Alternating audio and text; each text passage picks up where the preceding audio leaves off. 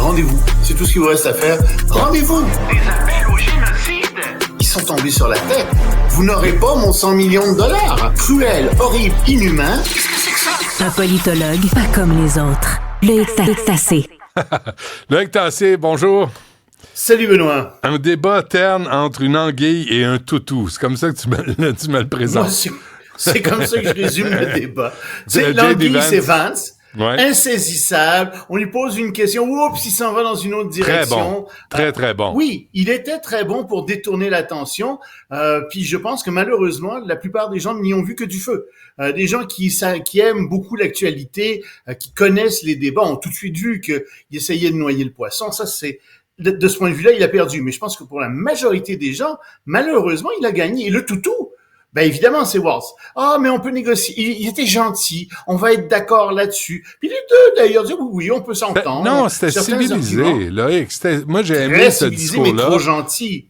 Ben, trop pourquoi? gentil. Avec tes villes, tes mesquins, tes oui, vilains. c'est ça. À la fin. Es-tu resté jusqu'à la fin? Non. À la fin, à 10h30. Oui. Oh! Walz a fait un magnifique coup. Mais malheureusement, tu sais, justement, qui restait-il à 10h30? Il restait des gens comme moi, mais la plupart des gens étaient partis. Alors, à 10h30, il s'est tourné Walz s'est tourné vers Vance, puis il a dit, écoutez, Monsieur Vance, en 2020, est-ce que Trump a perdu les élections? Ouais. Oh, là, l'anguille avait du mal à se faufiler là-dedans, il ne savait plus trop par où aller. Il a répété, est-ce que Monsieur Trump a perdu les élections?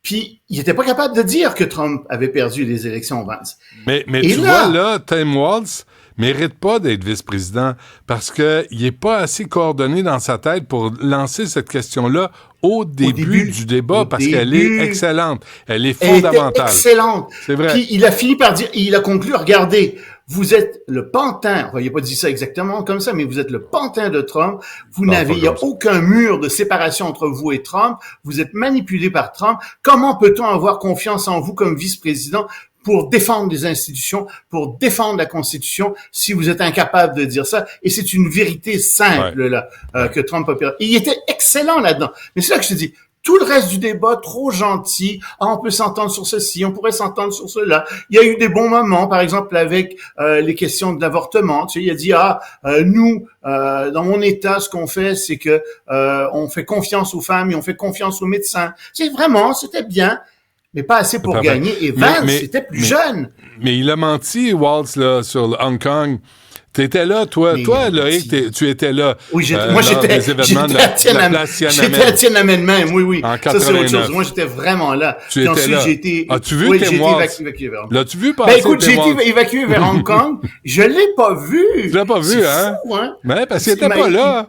Il a dit qu'il l'était. Fait que c'était un snowro, pis c'était menteur. Mon Dieu, qu'il s'est mal débrouillé là-dessus. Totalement.